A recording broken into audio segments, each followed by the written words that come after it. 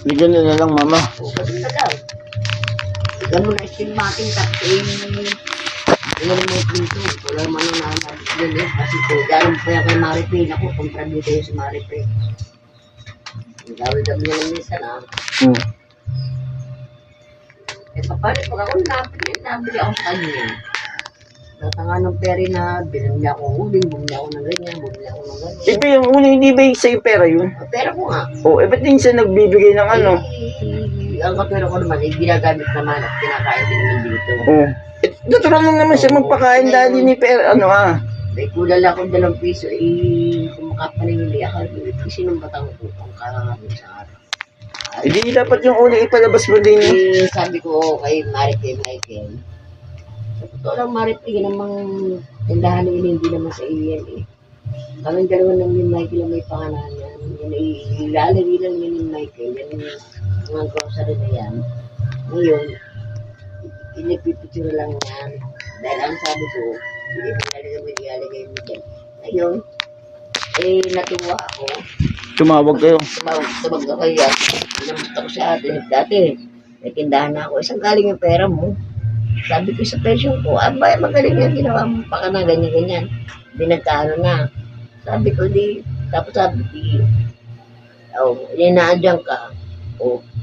Ngayon na may natuwa ka na may tindahan. Sabi naman ni ano daw, gusto daw niya kung may tindahan na balitan sa GC na ganyan na sabi. Sige, magpapadala ako ng Pera. bibigyan ko yun ng pera. Gagawa, gusto ko yung tindahan.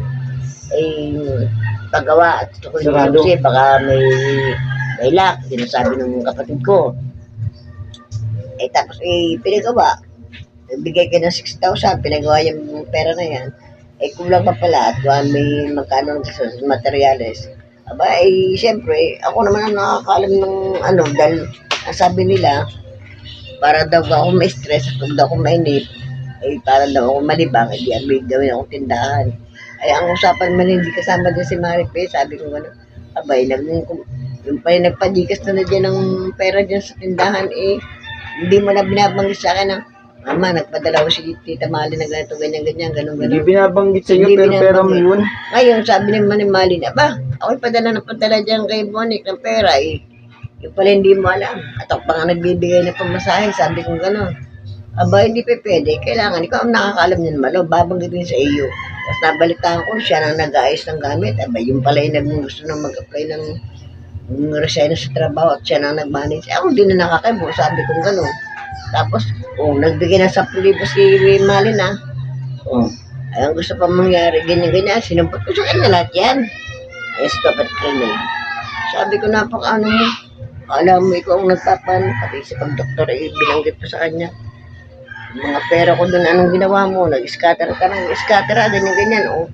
Saan napapunta yung bali 13,000 na pera?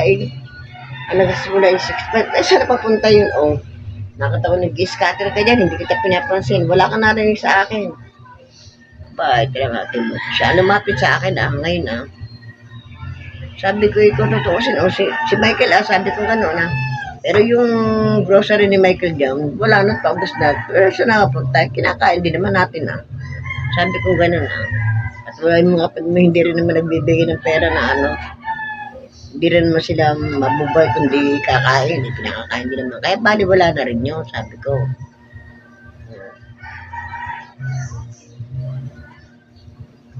Sabi ko pare-parehas lang. Sabi ko wala akong kabig ko lang. Sabi ko stopper nga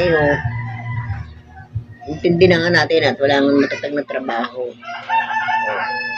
Kita mo, gusto kong bigyan ng pera, hindi ko nabigyan ng pera, mas nauna kayo Pero minsan, binigyan ko 50 ulit kasi, din naman ako, sabi kong gano'n. Pero kung ako na may tutusin ko sa ganyan, hindi pa pwede. Siya daw ako nagpapakain, hindi pa pwede, ikaw nagpapakain. Pero, sinabi sa akin, Hindi niya alam mo yun, kaya nga tingnan yung tindahan niya kung anong kikitain niya, may pambili tayo ng pagkain. Pera ko din yan, sabi kong gano'n. Pero yung pagpagawa ng bahay dyan, siya pera niya yun. 7,000. Pagpa? Yung pagpagawa ng bahay dyan, pera niya yun, sarili niya pera yun. Anong pinagawa niyo dyan? Yun, nasa tsaka yun na babo. Padpak naman ang gumawa. Palpakan mo ng gumawa. 1.5 mga isang ano ah. Magkano? Magkano? Pakyaw. Pakiyaw, 2.5 binayaran. Palpak.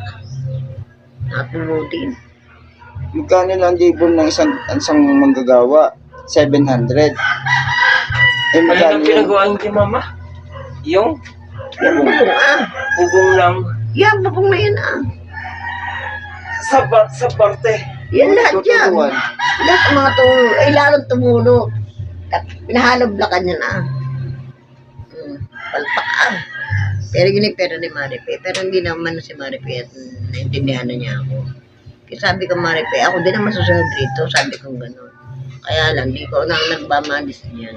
At sabi ko nga, hindi nga alam ng mga kapatid ko na yun ay sa iyo. Alam nila sa akin.